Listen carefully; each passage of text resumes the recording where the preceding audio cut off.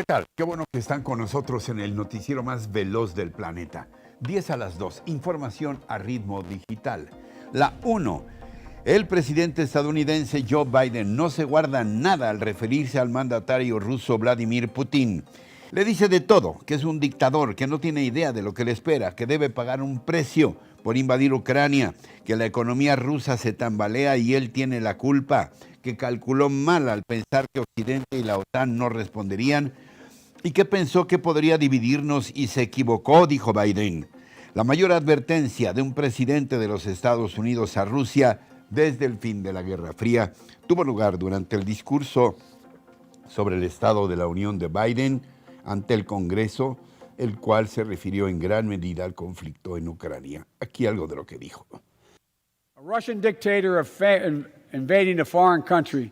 Vladimir Putin es un dictador ruso que subestimó la respuesta de Occidente a la invasión de Ucrania. Putin's latest attack on Ukraine. El último ataque de Putin a Ucrania fue premeditado y totalmente no provocado. Rechazó los reiterados y repetidos esfuerzos de la diplomacia. Pensó que Occidente y la OTAN no responderían. Pensó que podría dividirnos en casa, en esta Cámara y en esta nación. Pensó que podría dividirnos también en Europa, pero Putin se equivocó. Estamos preparados, estamos unidos y eso es lo que hicimos. Nos mantuvimos unidos. En la batalla entre la democracia y la autocracia, las democracias se están poniendo a la altura del momento y el mundo está eligiendo claramente el lado de la paz y la seguridad. Esta es la verdadera prueba, va a llevar tiempo, así que sigamos inspirándonos en la férrea voluntad del pueblo ucraniano. La 2. Rusia lanzó un feroz ataque contra Kiev, la capital de Ucrania, horas antes de reanudar las negociaciones en Bielorrusia, mientras los ucranianos se preparan para resistir la invasión calle a calle, dicen. Los bombardeos de los rusos han dañado zonas residenciales, hospitales, escuelas y la torre de telecomunicaciones. Y mientras continúa el sitio a la capital ucraniana, el cerco se reduce y es más difícil salir de la ciudad. Fotos satelitales han revelado que una columna de casi 60 kilómetros de largo del ejército ruso se apresta al asalto de Kiev de no llegar a un acuerdo de alto al fuego. En la ciudad fronteriza de Mariupol, el alcalde Vadim Boychenko ha informado que en las últimas 24 horas las bajas son masivas. Los rusos no dejan salir a la población civil y han cortado el servicio del agua. La alcaldía de Yarkov denunció que los ataques aéreos rusos están dirigidos a zonas residenciales y no objetivos militares. Informes del gobierno ucraniano registran que han muerto más de 2.000 ucranianos y decenas de heridos tras los bombardeos. En tanto, la Agencia de Noticias Unidas para los Refugiados, la ACNUR, ha elevado a 875,000 el número de ucranianos que han huido de la guerra. De acuerdo con el portavoz de la presidencia rusa, Dmitry Peskov, la tarde-noche de este miércoles podría celebrarse la segunda ronda de negociaciones sobre un posible alto al fuego. Finalmente, les informo que la Asamblea General de las Naciones Unidas aprobó hace unas horas por mayoría una resolución para exigir a Rusia el cese inmediato de su invasión en Ucrania y la retirada de sus tropas del país. La 3. En la conferencia matutina de este miércoles, Andrés Manuel López Obrador apuntó que es muy oportuno el mensaje del presidente Biden sobre migración. El presidente Biden ayer habló de ese tema, volvió a hacer el compromiso de la regularización de migrantes y nosotros estamos totalmente de acuerdo con esa postura. Inclusive, ojalá y se promueva pronto para que se cuente con el apoyo de los legisladores del Partido Demócrata y del Partido Republicano. El presidente aplaudió que también haya dicho que restringirá la venta de armas, Biden, y reiteró su propuesta de establecer una región económica y comercial similar a la Unión Europea para todo el continente americano. Subrayó López Obrador que en toda negociación hay igualdad de condiciones con la Casa Blanca y negó que seamos patio trasero de Estados Unidos. Por último, López Obrador informó que mañana jueves dará a conocer una lista, no tiene facultades, pero dice que lo va a hacer, una lista de personalidades que adeudan al SAT, entre quienes estaría incluso su entusiasta colaboradora, la cantante Belinda. La 4, además de los aspectos militares, bancarios, comerciales y financieros, hay otra guerra Rusia-Occidente que involucra todos estos temas y muchos más, la guerra del ciberespacio. De ello hablé esta mañana con un experto, Israel Reyes, especialista en ciberseguridad y ciberinteligencia. ¿Cómo ves tú esta situación? ¿Puede haber consecuencias también de carácter cibernético en esta confrontación cuasi global, Israel? Claro, efectivamente. Mira, recordemos que la distancia entre Rusia, Ucrania y Estados Unidos en el ciberespacio es un clic, y que ahorita el conflicto armado también tiene una componente, una dimensión, la dimensión cibernética, que es la guerra cibernética o la guerra electrónica.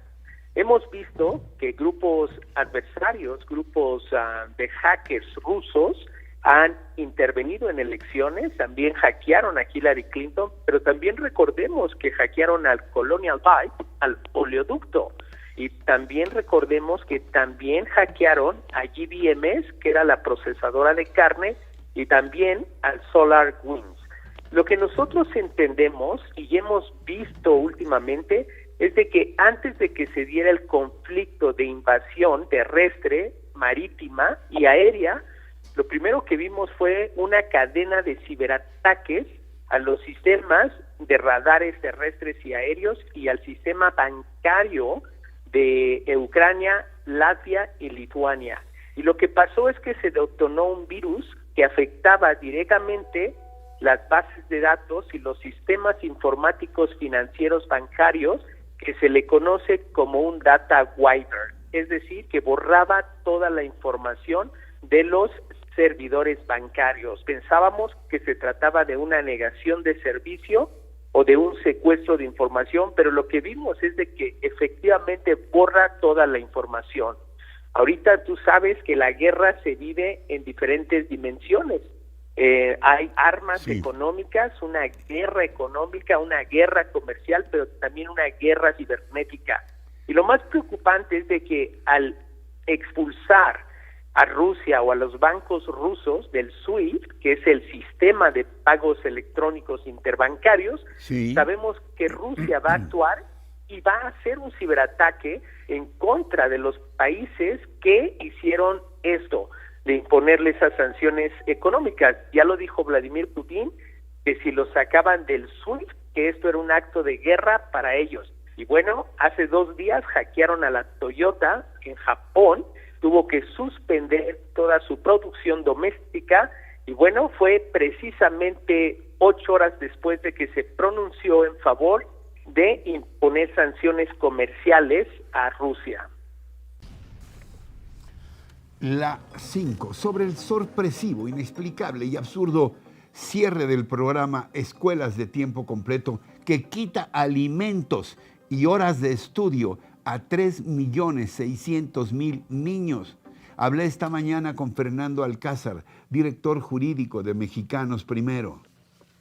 ¿Tiene derecho la Secretaría de Educación Pública a cercenar, a concluir un programa de esta naturaleza así como así, Fernando? No tiene ningún derecho la Secretaría de Educación Pública de atacar los derechos de las niñas, niños y adolescentes de esta manera. Estamos hablando de más de 3 millones de niñas, niños y adolescentes que recibían horas extra de aprendizaje y también recibían en muchos casos alimentos muy importantes en su día a día. Las explicaciones que da la secretaria el día de ayer, un poco dando este razonamiento de que la infraestructura de las escuelas es más importante, pues nos parece hasta contradictorio con el mensaje que había dado desde hace meses el presidente de la República pidiendo que las niñas y los niños regresaran a las escuelas. Nosotros sabíamos que las escuelas tienen problemas de infraestructura y lo denunciamos. Sin embargo, la eliminación de las escuelas de tiempo completo no tiene ninguna lógica ni ningún razonamiento, porque el año pasado el programa La Escuela es Nuestra atendía infraestructura, brindaba horas extra y también daba los alimentos del servicio de alimentación. Entonces, recibió incluso un aumento en presupuesto para este año 2022 y aún así decidieron eliminarlo. Entonces, no tiene ningún derecho y no hay ninguna justificación ni ha ofrecido alguna alternativa para las escuelas de tiempo completo. ¿Cuál es, Fernando, el daño que se hace a 3.600.000 niños y niñas con la suspensión de este programa de escuelas de tiempo completo? ¿Qué daño se les hace en lo educacional y en lo nutricional? Pues es un daño gravísimo y en este contexto de post-pandemia, post-encierro de más de un año que tuvieron las niñas y los niños, el rezago académico que están sufriendo, las escuelas de tiempo completo podrían servir como una forma de atender y reparar ese rezago académico. Cuando las escuelas de tiempo completo operaban incluso antes de la pandemia, las niñas y los niños que estaban en estas escuelas solían salir por arriba del promedio en las pruebas estandarizadas como Enlace, como Planea, en los temas de español y matemáticas. Entonces estamos hablando de que los resultados allí estaban y en este contexto de rezago académico que están viviendo ellas y ellos, pues las escuelas de tiempo completo les pudieran haber ayudado con eso. También está el daño en temas de malnutrición y desnutrición que la UNICEF en 2019 ya había reconocido. Le pidió al gobierno mexicano no solo que mantuviera el tema del servicio de alimentación, sino que lo extendiera. Sabemos perfectamente que las niñas y los niños con un estómago lleno tienen un mayor aprovechamiento escolar. Bueno, la verdad es que yo no me explico, vamos antes de las 6, yo no me explico el por qué este gobierno está haciendo estas cosas en contra de los niños. Primero, la eliminación de 9,000 estancias infantiles, porque eran invento de un gobierno anterior. Luego, el horror de 2 años sin poder darles medicinas a los niños con cáncer. Se habla de que ya han muerto 3,000 de ellos y ahora les quita el alimento y horas de educación. Y la explicación, si se puede llamar así, de la secretaria de Educación Pública, diciendo, pues es que hace falta agua y infraestructura y otras cosas en las escuelas, y pues por eso hay esas prioridades. Por eso les quitan horas de estudio y alimentos a 3.600.000 niños, y mientras los proyectos como el Tren Maya, el aeropuerto, la refinería siguen absorbiendo cada vez más miles y miles de millones de pesos, porque los calcularon mal y siguen inflándose esos costos. Terrible, terrible lo que está haciendo este gobierno. Hoy, en mi opinión, por cierto, la 4T, matando el conocimiento. El emblemático escritorio del secretario de Educación Pública en el Centro Histórico ha sido ocupado por grandes personajes que marcaron el rumbo del país. Justo Sierra, proclamado Maestro de América. José Vasconcelos, también rector de la universidad y creador de su lema, por mi raza hablará el espíritu, y autor de obras fundamentales como Ulises Criollo. Jaime Torres Bodet, quien llegó a ser director general de la UNESCO. Agustín Yáñez, que erradicó el analfabetismo y escribió obras clásicas como Al filo del agua. Y Jesús Reyes Heroles, eminentísimo jurista y legislador, quien emprendió la revolución educativa e impulsó la reforma política que dio voz y presencia a partidos minoritarios. Ahora, ese escritorio es ocupado por una mujer acusada y multada por el Tribunal Electoral de haber defraudado y retenido el 10% del sueldo de cientos de trabajadores cuando fue presidenta municipal de Texcoco entre 2013 y 2015 para financiar la formación de Morena.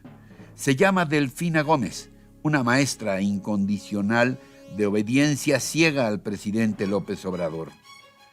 Tal vez estos datos ilustren la ínfima prioridad ética y académica que el actual gobierno asigna a la educación. A ver, el golpeteo contra nuestra UNAM, con la ridícula acusación de que se ha derechizado, y en general contra todas las universidades públicas, con recortes descomunales para favorecer en cambio un gigantesco y absurdo gasto en la creación de las universidades Benito Juárez, que son cascarones vacíos. La cancelación de los fideicomisos relacionados con la academia vía el CONACYT, que también ha encabezado el embate vergonzoso contra el CIDE y la estigmatización de investigadores a quienes ha intentado meter a la cárcel, y becarios de quienes el propio AMLO asegura tienen una vida de privilegios. Ya circula un libro de título contundente, La regresión educativa, y subtítulo terrible, La hostilidad de la 4T contra la ilustración. Es una compilación de artículos de verdaderos maestros coordinados por Gilberto Guevara Niebla, un líder histórico del 68 y prestigiosísimo especialista y apasionado de su materia. De la obra y una larga conversación con él, seleccioné algunos fragmentos realmente estremecedores. Desde mi posición como subsecretario de Educación Básica en 2018-2019, fui testigo del impacto brutal de la política de austeridad. También comprobé el estilo autoritario de López Obrador. El gobierno federal actual eliminó la reforma educativa de 2013, pero no produjo un nuevo proyecto. El presidente volvió la espalda a la educación, persiguiendo un objetivo político con un sentido populista y mezquino. Hay una abierta hostilidad contra la ilustración, las letras, las ciencias, las artes, los intelectuales. Los libros de texto son ahora armas contra ricos, empresarios y hasta clases medias. Y sí, el hecho de prohibir palabras como desarrollo, productividad y aspiraciones por considerarlas neoliberales y conservadoras. Cancela la tesis infinitamente probada de que solo la educación nos permite ser mejores seres humanos. Coincido, urge una reacción conjunta y enérgica de maestros, padres de familia, estudiantes, pero también de legisladores y partidos para detener la regresión educativa, destructiva y criminal que la 4T está perpetrando impunemente en México contra el conocimiento. La 7. Ante la declaración de inconstitucionalidad del delito de ultraje a la autoridad por parte de la Suprema Corte de Justicia de la Nación, diputados de oposición se pronuncian por buscar ahora que sean liberados las 1,033 personas que permanecen en Veracruz, en ese Veracruz gobernado por el morenista Cuitláhuac García, quien inventó esta ley de ultraje a la autoridad. Tras la sentencia de la Suprema Corte en contra de lo establecido en el Código Penal de Veracruz, los legisladores señalan que todos los imputados deben ser liberados. Se trata lo mismo de políticos, periodistas, líderes sindicales y estudiantes que se encuentran encarcelados por haberse expresado directa o indirectamente en contra de algún servidor público, estatal o municipal, o contra instituciones públicas, lo que puede implicar ofensa o desprecio. El mero ultraje a la autoridad sin agravantes será castigado en Veracruz con 2 a 5 años de cárcel, en contraste con los 6 meses a 2 años previstos hasta antes de la reforma de marzo de 2021, siendo ya gobernador Cuitláhuac García. Pero la pena podía aumentar de 5 a 7 años cuando la amenaza o agresión implicase, según ellos, violencia. La 8. Los 33 productos considerados como mínimos indispensables en la dieta de las familias mexicanas por el Consejo Nacional de Evaluación de la Política de Desarrollo Social, el Coneval, acumularon en su conjunto un alza de 1.3% durante el pasado mes de febrero. En enero se necesitaban 1.972 pesos para adquirir la canasta alimentaria. Esta cifra se elevó a 1.997 pesos con 10 centavos tan solo un mes después. Los productos que han registrado una mayor alza durante los días y las horas recientes son el limón, la cebolla, el pan de caja, la manzana, la tortilla, el huevo y el plátano. Por poner un ejemplo, la cebolla pasó de 36 pesos con 90 centavos el kilo a 42 pesos con 90 centavos de enero a febrero. Otros productos que han registrado también incrementos son el cereal, la costilla de cerdo, la leche, el jamón, el arroz y el pescado. La 9. Sanos y salvos llegan a Rumania los mexicanos que salieron en autobús de la capital ucraniana de Kiev. 17 de los pasajeros son mexicanos, incluida la embajadora de nuestro país en Ucrania, Olga García Guillén. La diplomática dijo que hay todavía 50 mexicanos que permanecen en Ucrania, la mayoría en Kiev, que buscan salir sin éxito ante la falta de transporte y debido a los bombardeos de las horas recientes. Nuestros connacionales entraron a Rumania por la ciudad fronteriza de Siret y ya se encuentran en Suaceava, donde se unieron a otros 26 mexicanos con los que probablemente viajarán a México mañana, jueves 3 de marzo. La mayoría de ellos espera que termine la guerra con la esperanza de regresar a territorio ucraniano que les ha dado hogar, trabajo, familia, amigos y una nueva vida. Por ahí alguien hace poco me comentaba informalmente, pues ya que se queden en México. No, es como si un español que viene a México, un ucraniano, pues se enamora de este país y ya no se quiere ir porque además se enamoró de una mexicana y tiene hijitos mexicanos, etc. Así les ha pasado a ellos. Rosalía Tobar, por ejemplo, originaria de Guanajuato, vivió 10 años en Kiev dando clases y narra que de manera artera los rusos atacaron a las poblaciones mientras dormían. Entre lágrimas y preocupación, dice que ahora sus alumnos, sus compañeras de trabajo, sus amistades están en búnkers y con miedo de morir.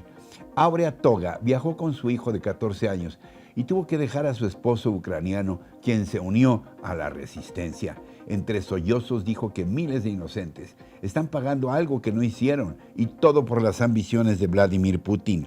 Ivette Rosano, cuyo esposo es de origen ucraniano, decidió escapar acompañada de su hijastro antes de los bombardeos. Hasta el momento su pareja no ha sido obligada a enlistarse al ser la única persona que puede cuidar de su hijo.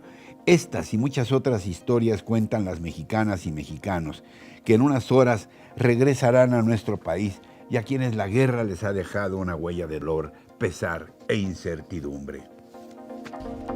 La 10. Se trata de una especie única en la que hoy la ciencia trabaja para su conservación.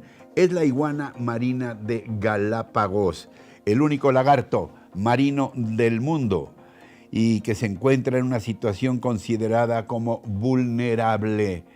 Tiene la capacidad de sumergirse hasta 30 metros de profundidad y aguantar la respiración hasta por media hora. Estuve ahí en Galápagos. No me lo cuentan, yo las vi y mañana les voy a presumir una fotografía con la que gané un premio ahí en el crucero donde iba yo, un crucero modesto, chiquitín, como deben de ser todos los cruceros por allá. Y me decían, es que ellas tienen como un tanquecito de oxígeno, no son anfibias, no pueden respirar bajo el agua. Fíjense qué maravilla de la naturaleza y de la creación divina estas iguanas. Tienen una especie de tanquecito, me decían. Y ese tanque les permite estar jalando oxígeno durante media hora. Les voy a presumir mañana la foto. Iguana mirando al mar, le puse. Una iguana que está así como meditando, viendo el mar, bien chira la iguana. Bueno, pues algunos les dicen que son como una especie de Godzillas acuáticas. A mí se me hacen bellísimas, sobre todo cuando están nadando.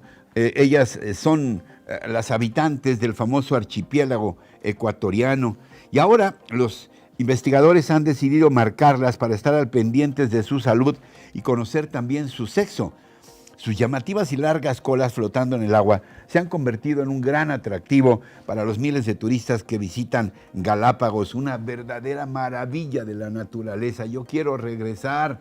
A raíz de que empezó a disminuir el número de iguanas marinas en 2013, los trabajadores del parque desarrollaron un programa de marcaje de estos escamosos reptiles, de los que ahora existen nada más 570 ejemplares. Preocupante la situación en todo el archipiélago. Miren, algunas de ellas tienen unas caritas como pintaditas así como de payasos, están bien bonitas. El marcaje se inicia al despuntar el día en una playa cercana a Puerto Ayora, en la isla Santa Cruz, en la que intervienen 3 técnicos con guantes especiales para capturar al animal sin dañarlo y tampoco resultar herido por sus garras. Utilizan un hilo de nylon y piezas de perlas plásticas de colores que son colocadas a modo de piercing en la base de la cresta y que representan dígitos. Además, los especialistas les implantan un chip en la pata izquierda anterior con un código único con el que se puede seguir su rastro durante mucho más tiempo, algo así como una especie de GPS. Igualmente son medidos y pesados, lo que permite saber por su tamaño si se trata de una hembra o de un macho. Estos animales que llegaron a las Galápagos hace millones de años se alimentan básicamente de algas y han sufrido también las inclemencias del cambio climático que amenaza su hábitat natural y con ello su supervivencia. Y así, muy iguanescos y galapagueanos, llegamos al final del día de hoy, pero recuerden que tenemos una cita de lunes a viernes en 10 a las 2 y en todo momento con nuestros contenidos completitos en nuestras redes sociales y por supuesto aquí en nuestra página rochainforma.com. Hasta entonces, hasta siempre.